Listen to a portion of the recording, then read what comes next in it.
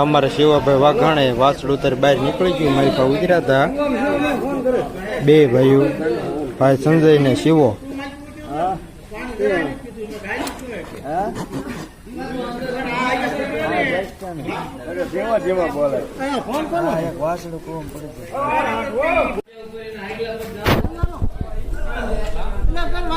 મોડું થાય ફોન આવે છે કોને બોસ બોલવું કે નીકળવું બોસ કરો એને નીકળવા જો ને એ બોલવું કે રાંધવું જાય નીકળવું